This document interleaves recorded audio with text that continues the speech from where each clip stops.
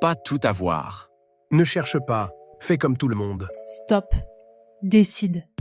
Ce podcast, c'est le repère des esprits libres, de ceux qui veulent bousculer les normes, remettre en question les limites, les modèles, qui en ont marre qu'on leur dise quoi faire ou que ce n'est pas possible. Je m'appelle Joy et je serai votre hôte. Ici, on va parler sans tabou de tout ce qui peut brider ou pimper notre vie. Dans ce podcast, on va booster ton courage et ta sincérité pour oser ne pas plaire à tout le monde, assumer tes choix et cesser de chercher la normalité, la conformité ou le sans erreur. Parce qu'être libre, ça se décide. Décide.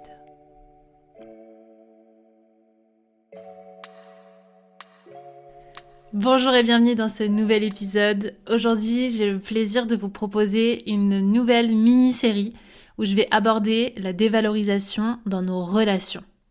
Parce que je me rends compte que nous sommes nombreux et nombreuses à avoir des relations qui ne sont pas à la hauteur de ce que l'on aimerait. J'ai envie qu'on aille explorer nos différents schémas, nos comportements et qu'on vienne apporter de la réflexion, de nouvelles perspectives sur ce que peuvent être nos relations aujourd'hui et quels sont leurs impacts sur nos choix, sur la façon dont on se perçoit et sur la façon dont on mène notre vie. Donc je vais venir aborder tout type de relations, que ce soit amicale, amoureuse, familiale, professionnelle, mais aussi relation à soi, pour que l'on ait un éventail large et que vous ayez la possibilité d'aller vraiment vous immerger dans la relation qui nécessite aujourd'hui plus de soins, plus de ménage et peut-être plus de conscience. Parce que chacune d'entre elles va avoir un impact sur la personne que vous êtes aujourd'hui.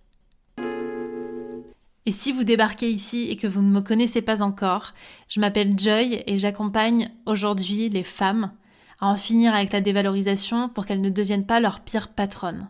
Ces femmes, elles sont à leur compte, elles sont passionnées, elles sont multiples, elles sont curieuses. Mais souvent, elles doutent, elles procrastinent, elles manquent de confiance. Parce que leur entreprise, c'est une vraie extension d'elles-mêmes, une extension de leurs convictions. Et en ce début d'année, j'ai créé un tout nouveau format pour les accompagnements individuels qui s'appelle Step Back pour que vous puissiez venir solidifier votre activité et vous affirmer sans jouer un rôle. Il n'y a que 6 places, alors si vous avez envie de co-créer à mes côtés, je vous mets toutes les informations dans la description de cet épisode et on se retrouve de l'autre côté pour en discuter. Et pour commencer, j'ai eu envie d'aborder la toute première relation qui pour moi est la plus importante de toute notre vie. Quelles que soient les choses qui nous arrivent, quel que soit le temps qui passe, la seule et unique relation à prendre soin tout du long, c'est la relation avec soi. Pour moi, la relation que l'on entretient avec soi-même, elle est à la fois multidimensionnelle et multigénérationnelle. Multidimensionnelle parce que elle va toucher à la fois la façon dont on se voit, dont on se perçoit, la façon dont on se traite, à la fois psychologiquement, en termes de monologue, mais aussi en termes d'action, de choix, et la façon dont on va rentrer en relation avec soi. C'est-à-dire l'espace où on va accueillir avec bienveillance, empathie ou pas ce qui se passe à l'intérieur de nous. Et ensuite, multigénérationnelle, parce que c'est une relation qui se construit avec le temps et qui s'entretient avec le temps.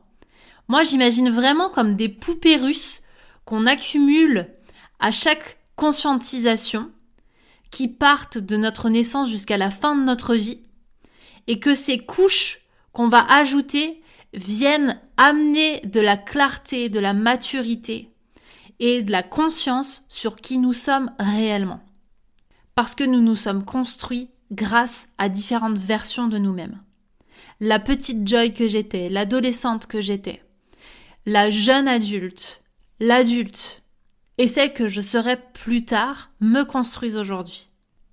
La première question que j'ai envie que vous vous posiez, c'est si vous deviez mettre un titre à la relation avec vous-même, lequel ce serait ? Comme un titre de film ou un titre de livre, qu'est-ce que vous vous diriez à vous-même concernant votre relation ? Et pour être très honnête, le premier mot qui m'est venu me concernant, c'est « en lutte ».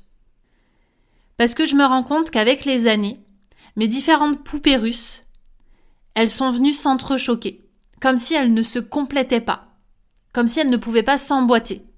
Et du coup, que c'était une sorte de conflit permanent.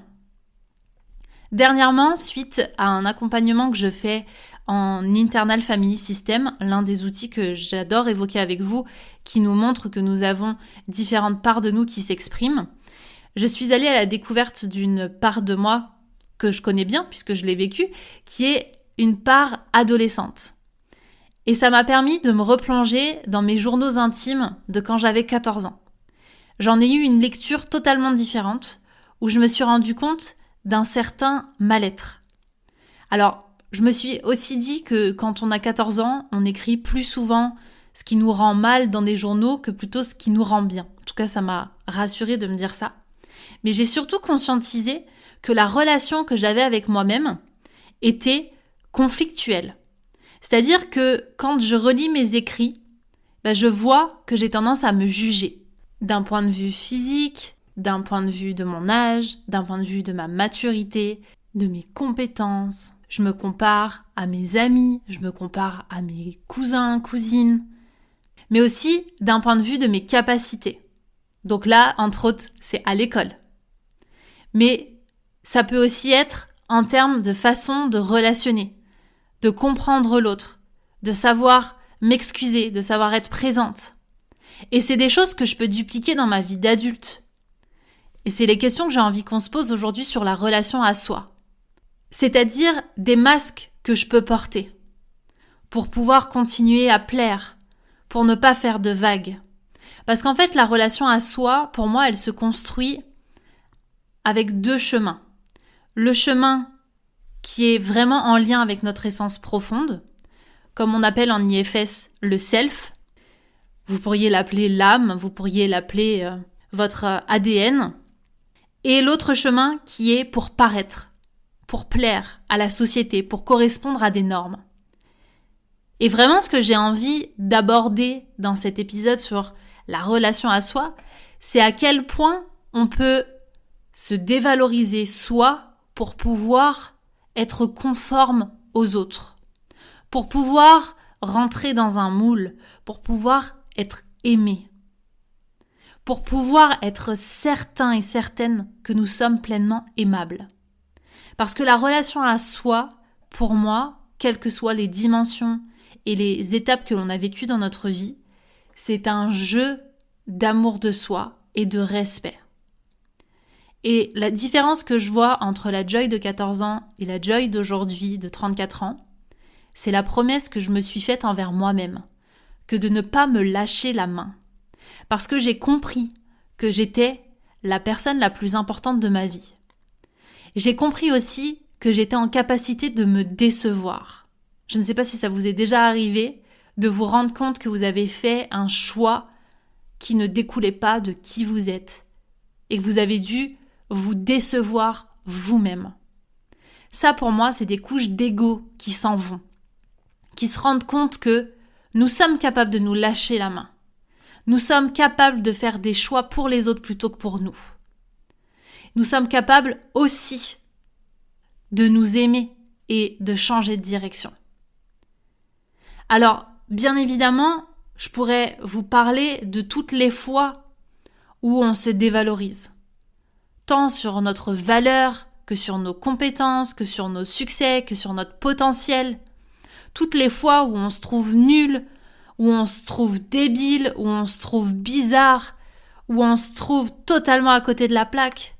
Combien de fois je me suis vue me répéter « mais personne ne me comprend, je suis vraiment totalement barrée ». Et combien de fois je me suis surprise à me dire « est-ce que c'est vraiment une pensée que tu as te concernant ou c'est quelque chose que tu répètes ?»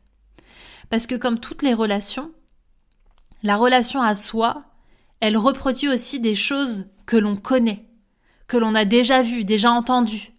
Et donc forcément, la perception qu'on a de soi, c'est une perception qui nous a peut-être été inculquée, peut-être même répétée maintes et maintes fois. Donc est-ce que ça découle de votre mère, de votre père, de votre grand-mère, de votre frère, que sais-je, cette image que vous avez de vous-même? Ou est-ce que ça découle de choix, de vie ou de perception que vous avez déconstruit pour vous sentir mieux? Parce qu'au départ, je vous parlais de cette notion multidimensionnelle. La façon dont je me perçois, dont je me vois, dont je me traite, dont j'entre en relation avec moi. C'est pas simplement un endroit où je choisis de prendre soin de moi, d'avoir des petits espaces de bien-être. Non, c'est un espace où je décide, avec la plus grande sincérité, de rentrer en interaction avec mon fameux self, qui je suis profondément, en ayant la curiosité, la compassion, le calme, le courage d'aller voir mes parts d'ombre. Et aussi mes parts de lumière, évidemment. C'est un espace où en fait je m'autorise à regarder ce qui est, à accepter, sans forcément chercher à le changer. Et c'est surtout un espace où je reprends ma responsabilité. Parce que moi, trop souvent, je me suis dit « Ah, mais je pense ça de moi. » Parce que ma mère m'a dit, parce que l'école m'a dit, la société. Parce que en tant que femme, eh bien oui, nous avons des prédispositions pour peut-être douter davantage de notre confiance en nous. Mais ça aussi, c'est des histoires qu'on peut être amené à se raconter pour venir confirmer des choses que l'on se dit, que l'on se fait vivre. Est-ce que la condition de la femme aujourd'hui, en 2024, doit être une excuse pour rester dans notre mal-être? Je crois pas. Je crois qu'au contraire, on vit dans une société où les choses évoluent, peut-être certes lentement, mais toutes ces injonctions que l'on a, que l'on entend, que l'on a apprises, qui nous viennent d'ailleurs, on peut décider de les aborder sous un angle neuf. Comme le fait d'être la parfaite mère au foyer, comme le fait d'être la parfaite Wonder Woman qui gère son entreprise et ses enfants, ou encore comme le fait d'avoir un physique au top, d'être tout le temps bien apprêté, ou encore d'avoir une humeur égale chaque jour, d'être en capacité de gérer et de réguler ses émotions face à toutes les situations. Bien évidemment que tout ça, ça nous a conditionnés. Mais ce que je veux dire, c'est qu'une fois qu'on en a conscience, ne nous en servons pas comme un argument pour pouvoir continuer à opérer avec des comportements qui ne nous conviennent pas. Est-ce qu'on a envie d'être cette femme parfaite? Est-ce qu'on a envie finalement de poursuivre l'image de la femme que l'on nous a inculquée? Et ça vaut aussi pour vous, messieurs, qui m'écoutez. Est-ce que vous avez envie de cautionner cette image-là? En fait, quand je parle de reprendre sa responsabilité, c'est remettre au bon endroit les bonnes convictions. Comment j'ai envie d'être perçue en tant que femme? Comment j'ai envie que le monde évolue sur cette question? Et qu'est-ce que j'ai envie aussi de transmettre aux générations futures? Donc si je continue de dire c'est la faute du patriarcat, c'est la faute de mes parents, c'est la faute de la société qui fait qu'aujourd'hui je n'ai pas confiance en moi, je n'ai pas suffisamment d'audace, j'ai une estime de moi qui change toutes les 5 minutes, j'ai l'impression de ne pas suffisamment m'aimer, de devoir toujours en faire plus que les autres, je redonne le pouvoir à l'extérieur. Alors que nous sommes tous et toutes en capacité de le reprendre à l'intérieur. Qu'est-ce que je peux faire moi, à mon niveau, pour pouvoir avoir davantage confiance, estime et amour pour moi-même? C'est ça la relation à soi. C'est prendre soin de ce qui se passe à l'intérieur, sans aller chercher des faits qui pourraient expliquer ça depuis l'extérieur.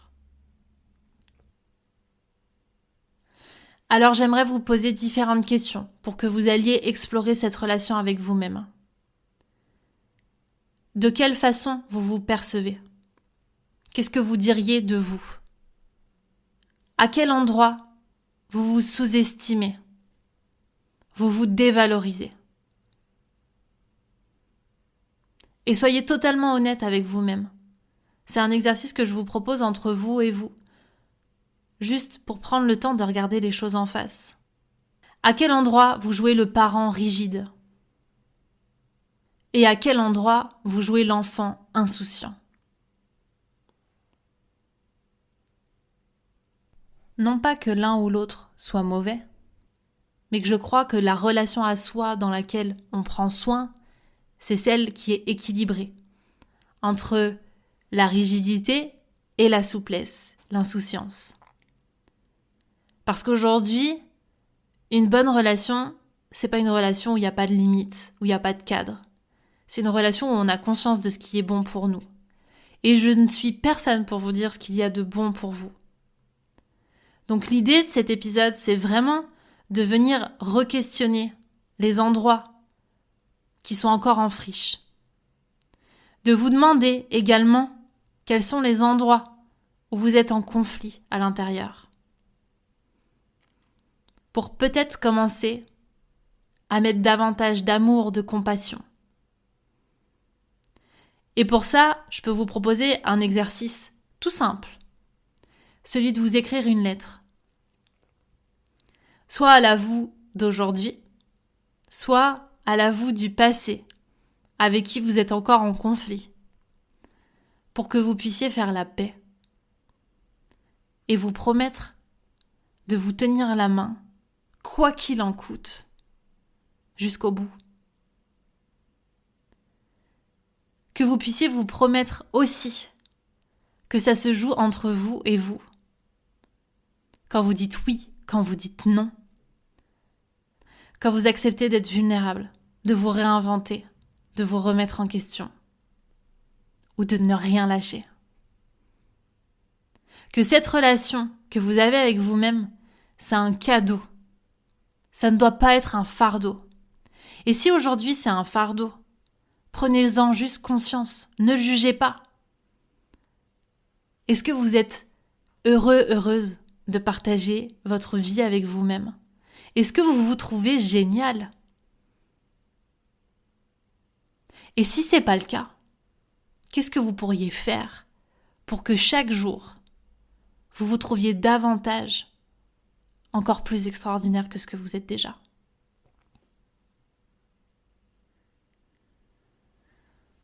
La relation que vous entretenez avec vous-même, elle va avoir de nombreuses conséquences. La première, sur votre capacité à passer à l'action, aussi bien dans vos engagements pro que perso. Ça va également jouer sur votre qualité émotionnelle, c'est-à-dire votre capacité à faire face au stress, à l'anxiété, aux aléas de la vie. Si déjà, vous faites équipe avec vous, parce que je vous l'ai dit, pour moi, c'est multigénérationnel, c'est multipolarité. C'est-à-dire toutes les parties qu'il y a à l'intérieur de vous, elles interagissent avec vous en permanence. Soit on fait équipe, soit on est divisé. Et du coup, c'est comme pour tout. Si on est divisé, l'énergie est divisée et on se fatigue.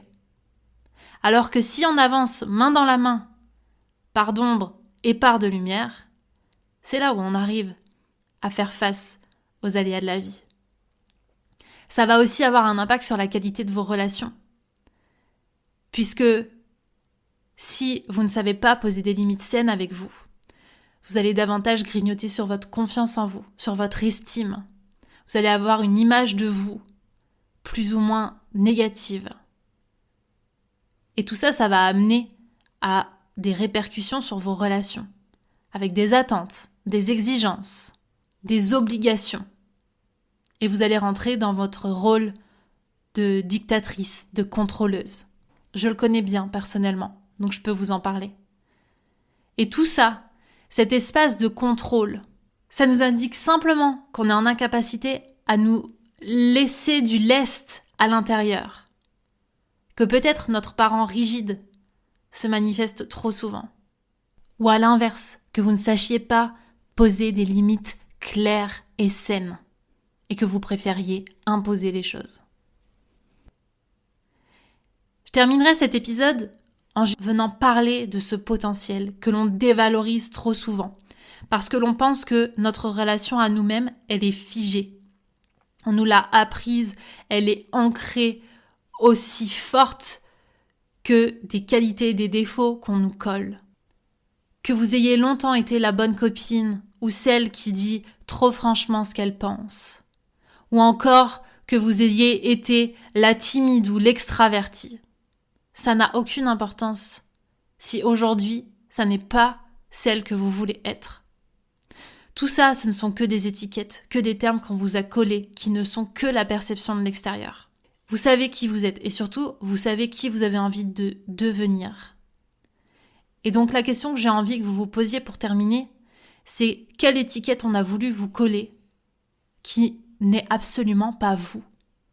Et peut-être que ce sont des choses que vous vous répétez. Je suis ça. Je suis anxieuse, je suis maladroite, je suis timide. Tout ce qui suit le « je suis » n'est qu'une étiquette. Travailler sur le « je suis », c'est travailler sur la relation à soi. C'est travailler sur l'amour et le respect que l'on se porte. C'est travailler sur la valorisation de notre potentiel. Le « je suis » évolue en permanence. Le « je suis » n'a pas besoin d'être suivi d'un qualificatif. Alors décidez aujourd'hui de renommer votre histoire avec vous-même, de lui donner un nouveau titre, d'ouvrir un nouveau chapitre, de vous autoriser à explorer les endroits où vous vous dévalorisez, parce que je sais qu'il y en a et il y en a chez tout le monde. Mais faites en sorte que ces endroits-là, vous puissiez les voir comme des cadeaux, comme des connaissances de vous qui vous permettraient de réinventer votre relation entre vous et vous. Parce que je vous le rappelle encore une fois, vous êtes la personne la plus importante de votre vie. Alors vous devez bien ça. Ne plus jamais vous lâcher la main.